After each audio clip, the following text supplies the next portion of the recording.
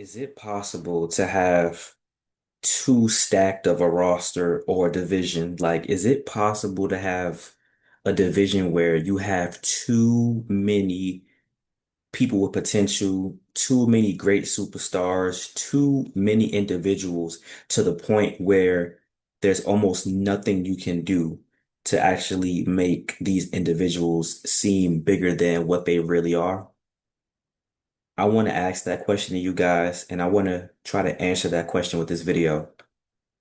I go by the name of Black Couch Booking. If you're new to the channel, please like, comment, subscribe. And if you're old to the channel, Couch Crew, you already know the vibes, man. Thank y'all for the 10K. Finally hit that milestone. I really want to talk about this though. So, let's get right into it. Leave a like, man. Wipe your feet off at the door. Join my Discord. Links in the description down below.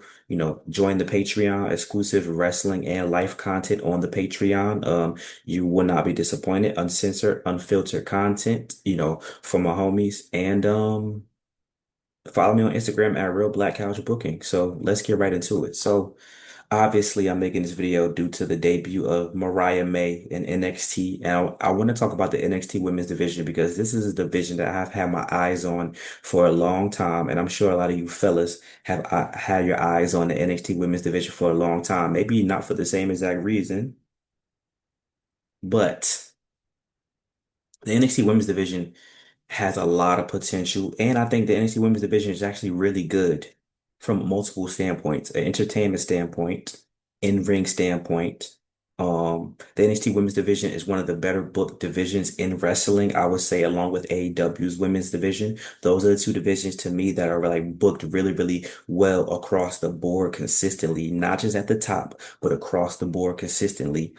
But recently, I have been noticing this thing with the NXT women's division, and that's they're giving the NXT titles and the best booking to individuals who are coming from other companies.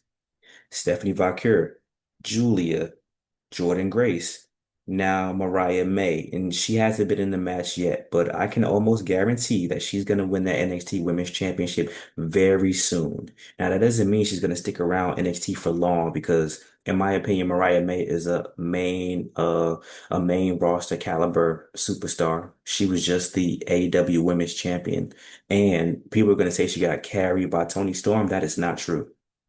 Tony Storm definitely helped develop Mariah May, gave her a great story. But when Mariah May beat Tony Storm and then just went off by herself before Tony Storm came back, and then Mariah May dropped the belt back to Tony Storm, Mariah May had not only good matches, but she had good segments as well. Mariah May looked like a superstar, which is why I was very confused as to why she would leave AEW, where you were just the world champion, in order to go to WWE. But that's her personal choice. She always wanted to go to WWE, and WWE offered more money, even though AEW offered twice as much money as she had originally. WWE still beat that offer out because they believe in Mariah May. Good for them. Kudos to them. But here's my thing. WWE just solved the issue that I had a big problem with, which was I love Stephanie Vaquer. She's one of my favorite women's wrestlers right now. But at the end of the day, there's a lot of homegrown talent on NXT that seems to be stuck in limbo or will continue to be stuck in limbo because they're fighting two different entities.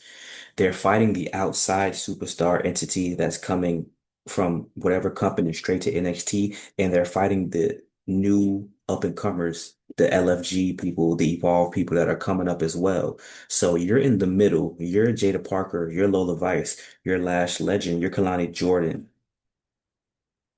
and you're looking to the right, you're looking to the left, you're looking to the future, and you're looking to the right now, and you're just there because you're not the right now, apparently.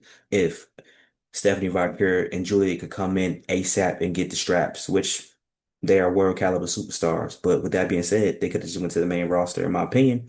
But obviously, some of them just wanted to go to NXT just to learn their footing. But Jordan Grace is the weirdest one for me because she was just a TNA Women's Champion. It's the same thing as Mariah May. These are two caliber superstars who are just women's champions, top women's champions in other companies. They should be on the main roster. Now, in my opinion, that's kind of a dig at those other companies saying that, yeah, they were the top at those other companies, but here Though we compare those other companies to NXT. So when they come here, they're going to NXT because let's be clear, NXT has main event caliber matches and NXT has great personalities and NXT has built this cult following to the point where they have better booking than the main roster at times, but it is still the third show and it is still developmental. Why is it still developmental? Because when people go up to the main roster, they call it getting called up to the main roster. When people leave the main roster, go down to NXT, they call it getting called down. That sounds like a promotion and a demotion. Let's not be disingenuous. NXT is often booked better and does better things because they're able to take risk. However, it's still the third brand and it's still developmental.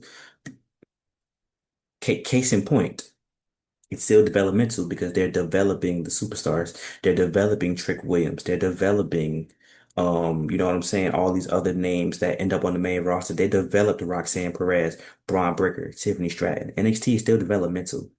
It's just a developmental that's higher than Evolve and LFG.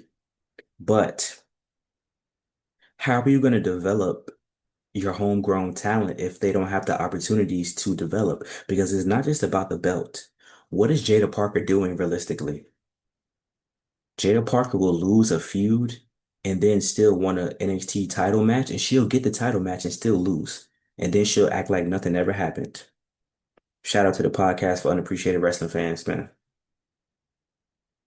She'll literally lose, show up the next week, move on to something else, and don't even like think about the loss she just had for the NXT Women's Championship. Kalani Jordan was the first ever NXT North American champion. And what did they do after that? Nothing.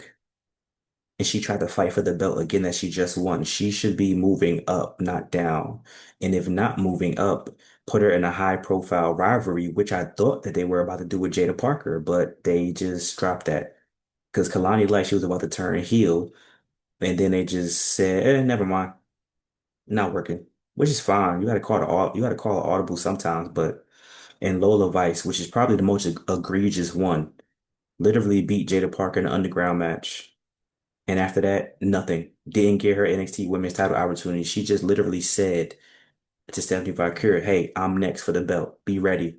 Now she's teaming up with Stephanie Valkyrie at Worlds Collide. Even though Stephanie Valkyrie don't got the belt no more, shouldn't her and JC Jane have a match? Well, Blackhouse, she didn't earn the match. None of them really earned the match at times. People just be calling their shots for the NXT Women's Championship.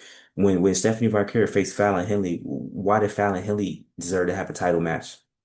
When she beat I think it was her and Jada Parker on the same night, if I'm not mistaken. So don't give me that. JC Jane becoming the NXT Women's Champion was genius because I was like, finally. Her beating Stephanie Valkyrie, first of all, is good for JC Jane because she got a big win. She's a super senior in NXT. And now, obviously she's going to be a transitional champion more than likely, but a Kalani, a Jada, a Ren Sinclair, a Thea Hell, a Lola Vice, a Lash Legend could get the belt off of her. And then Mariah May debuts. So you know the pecking order. You know Mariah May's going to get that shot first.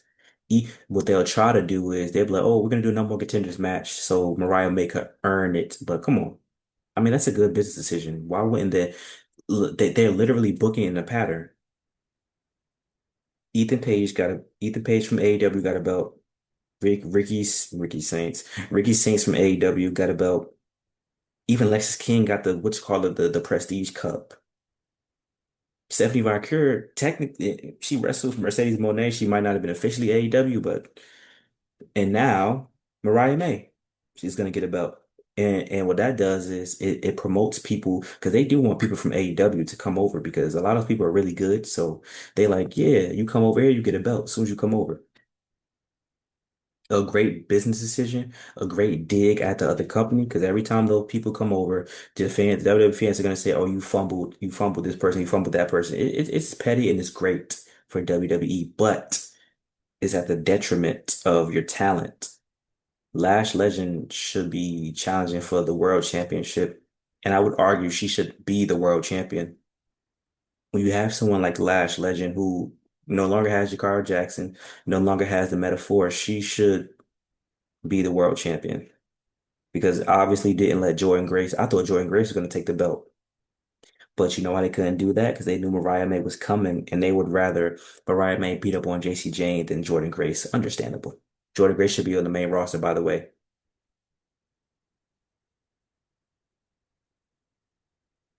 What do we do, y'all? Their rosters, the division is too stacked because now even someone like Azaria, who also I think should have just been the world champion. The stuff with Sol Ruka is cool, it's fine. Like I said, it's Daniel Bryan and Kane, Zoe Stark and Io Sky type of thing. But based on Azaria's presentation when she first debuted, I think she's world champion material. She has personality now, but I don't want to see Zarya be goofy. I want to see Zarya win the belt. And that's just because of what I want to see. I'm not always right about everything. But like, look at I just named you all those contenders. Ren Sinclair is great. Sol Ruka is not going to be the North American champion forever. Sol Ruka should be NXT Women's Champion before she go to the main roster, right? Right or wrong? You just had Tyra May debut, who I think has potential as a legit babyface for NXT. She's not going to get the belt yet, but that's something you got to worry about in 2 years. You got to look around at the landscape and be like, damn. Jada Parker never won the belt within his 2 years. Lola Vice never won the belt in his 2 years. Lash Legend didn't get the belt in his 2 years. And by then, some of them are going to be called up already, never having been NXT Women's Champion. And like I said, it's not about the belt, it's about developing. But how do you know how to become a champion if you were never were the champion? How to carry yourself as the champion, how to have championship level matches.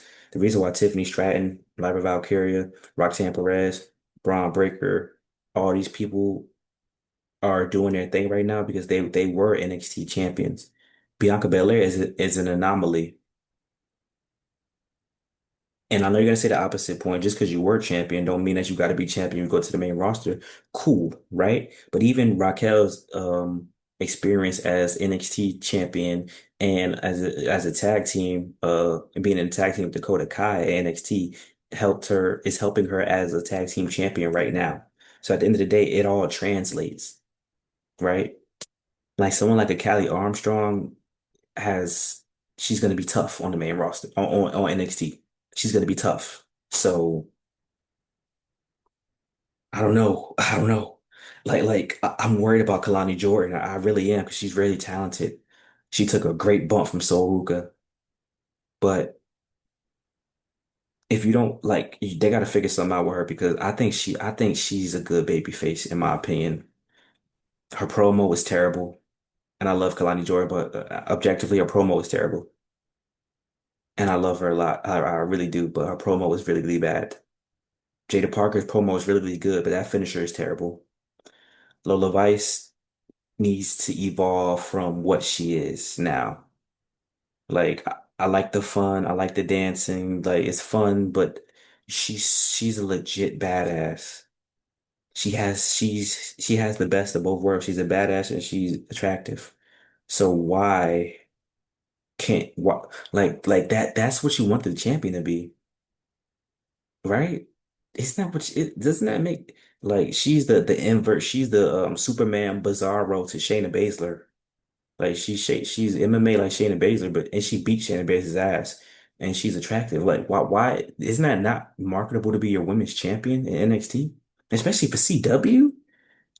Like CW would have loved NXT 2.0. It would have fit like a glove. Lash Legend, you took her tag team partner away. What is going on now? Honestly, at this point, I kind of wish the Metaphor would have been the ones to help Naomi beat up Jade Cargill. Lash Legend as Naomi's bodyguard right now will probably work because if Lash Legend don't get a belt in NXT, I kind of don't understand what you're gonna do with her then. She's a bigger woman. She should be boot kicking these ladies and destroying them. I'm very interested to see like what direction they go in. Like they're showcasing, like just they just had the brawl on NXT. They're showcasing their NXT women's division and they're making it such a big deal.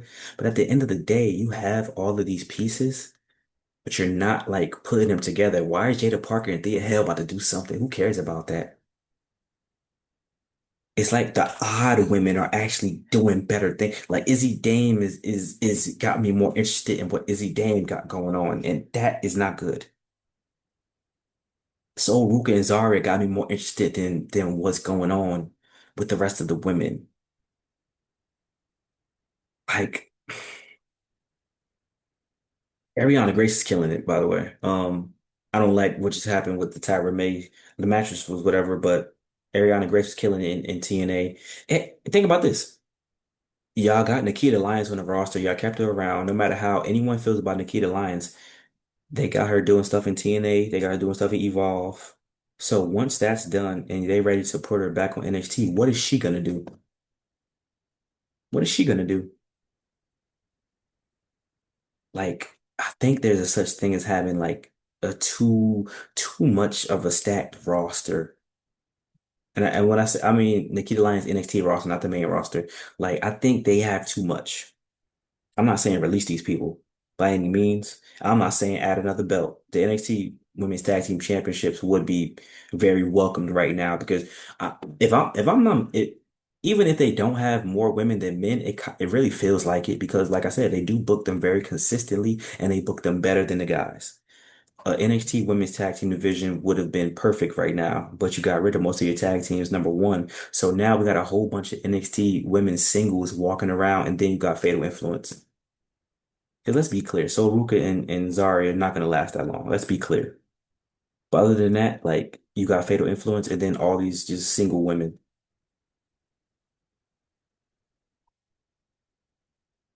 So I don't know, bro. And Mariah May, man, shout out to Mariah May. Should she be NXT Women's Champion? Absolutely. And like I said, she'll probably have a 2, 3 month reign and just go to the main roster. And then Mariah May, you have someone who's ready, who's been at the top. So no matter how you feel about AEW, she was the champ. She was the top champ. She was the top champion at another company and had a very respectable reign, a very good reign, honestly. So you really can't hate on it. You know what I'm saying? And she had some good matches too. And obviously she shows she can do character work. So now that's a recipe for disaster for these women right now. Someone has just came in that not only is better or comparable to you in the ring, but she is for sure a better character worker and promo than y'all. Do y'all not see what I'm saying? NXT is developmental. Mariah May don't need to develop. Jordan Grace don't need to develop. This is kind of spooky, y'all. But I want to know y'all opinions, man. Like the video, comment down below so I can hear your opinion, and please subscribe. Even if you don't like me, subscribe so you can tell me how much you don't like me in the next video. Thank y'all for the love support as always. Black Couch Booking. Y'all enjoy y'all time. Peace out.